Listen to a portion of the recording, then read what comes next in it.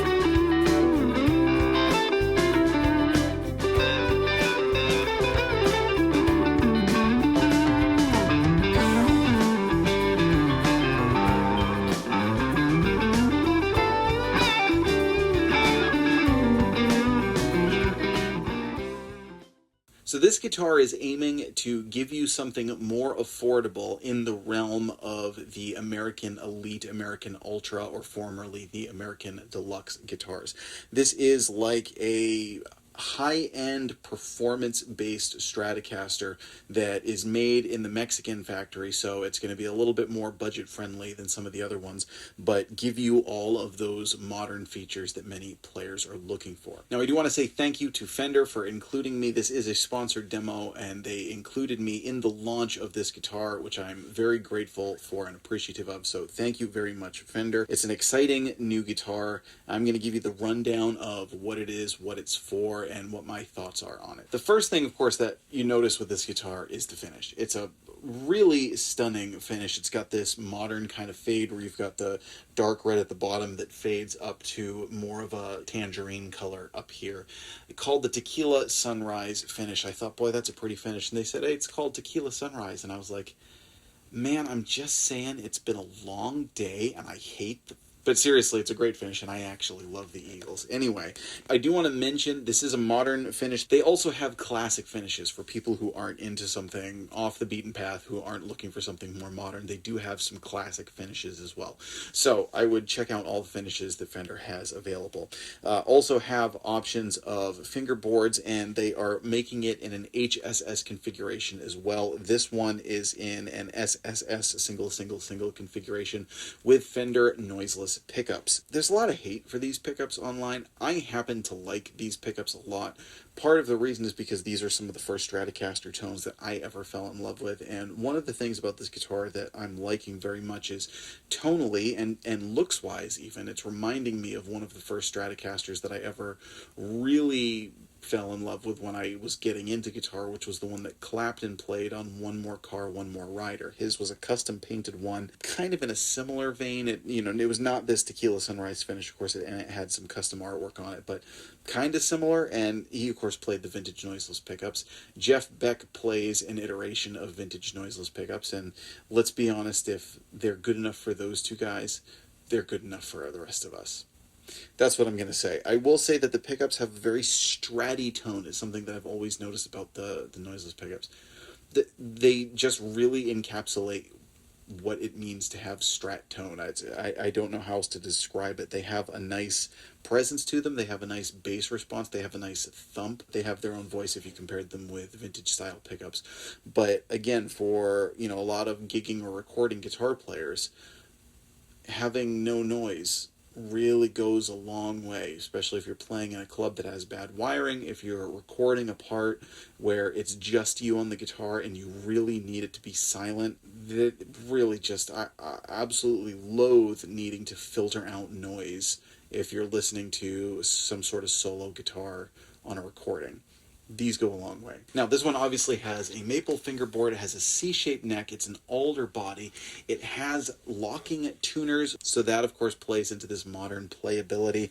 Has a 2-point tremolo, and one of the other modern features that it has, aside from the noiseless pickups, is the tone is a push-pull pot. Now, what that does, and I actually really like what that does. Let me explain it in a second. I generally don't like things with switches or push-pull pots, or if it's a humbucker coil splitting. That stuff's just not for me for the most part. This one I really like, and I'll tell you why. It blends in the neck pickup with the other pickups when you want to. Why is that special? You can finally get that Telecaster middle tone on this guitar. If you're a Strat and a Tele fan and you like them both, one of the things is the Telecaster has a unique middle sound that the Stratocaster can't do. The Stratocaster has unique blended positions that the Telecaster can't do. The neck and the bridge are actually relatively similar. Some Tele people are going to hate me for saying this. The neck and the bridge are pretty much in the same ballpark. They definitely have their own character, but you know, a neck Fender single coil tone is going to be within a certain spectrum, of focused spectrum of guitar tones. Same with the bridge. It's those middle positions that make it vastly different, and it has to do with the middle pickup. Telecaster traditionally does not have a middle pickup, although there are some that do, and the Stratocaster has the middle pickup, which gives you the option of the tones in the middle, which are not out of phase, but a lot of people talk about them as being out of phase. Without doing some kind of fancy wiring, you couldn't get both. You know, you could certainly put a middle pickup on a Telecaster if it was routed for it. You could take out this pickup on a Stratocaster, but that's very much changing the character of what a Stratocaster is. Well, this one allows you to blend in the neck pickup, so when you flip up to the bridge here, if you pull the push-pull pot out, it sounds like a Telecaster middle position. And then you also get these kind of honky old vintage bluesy sounding positions, like if you mix the neck with the middle pickup. So before we get to the pickup by pickup playing, I actually want to take a minute and just show you what this sounds like, because it's really cool and it's something that I think is a real selling feature of this guitar. So let's check it out.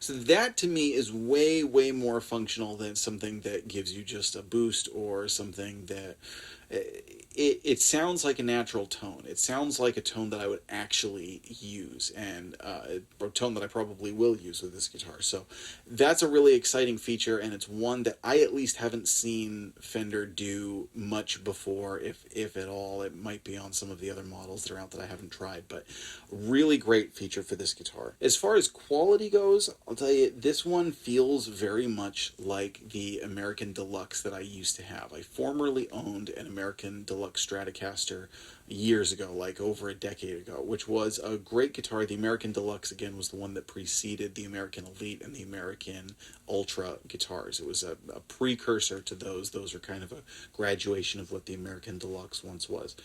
And I loved that guitar a lot. I wound up not being able to keep it, but that's one, if I could track one down like it, I would get it again.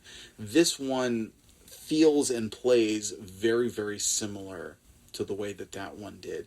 And to tell you the truth, if you were to just hand me this guitar and not tell me where it was made, I wouldn't say this was a made in Mexico guitar. This is a real testament to what they're doing at the factory in Baja California. The quality and the craftsmanship feel right up there. It's a thinner neck than I typically play. However, it's a nice neck. It's a C-shaped neck. It's a good fast neck, and it has kind of a smooth, almost satin back to it, so it's a very comfortable neck, but it still has that nice gloss headstock. And again, with all the modern features, this is a very much a guitar for someone who wants function. I want to say function over fashion. It still has a nice fashion, it has nice looks and everything, but if it's, you know, someone who's not necessarily married to the idea of needing to have the vintage accurate or the quirkiness, it's somebody who wants the idea of a Stratocaster but with modern appointments that just make it more user friendly in a lot of ways. So again, I mentioned today we're plugging into the Fender Tone Master Super Reverb, and I'm using a Keeley Red Dirt for my overdriven tones. Next, we're going to play each pickup setting. Now, I am not going to do the push-pull now. I am just going to give you the pickups. You've just heard what the push-pull can do. I am just going to give you the basic pickups on each of their settings. We're going to do neck, neck middle, middle, middle bridge, and bridge, and show you what each pickup sounds like, each pickup setting, both clean and overdriven. Again, I think it's a real Stratty kind of sound. It's a great representation of a Strat tone with no noise, you know, great tuners, great tuning stability, a lot of nice features on this guitar. So let us know what you think of this new series of guitar. What do you think of the finish? Is this the type of finish that you would look into, or are you more into the classic finishes? Let us know. Stick around for some more tone. I'm Jack Fossett. Remember to like, share, and subscribe. I hope you enjoy the rest of the video.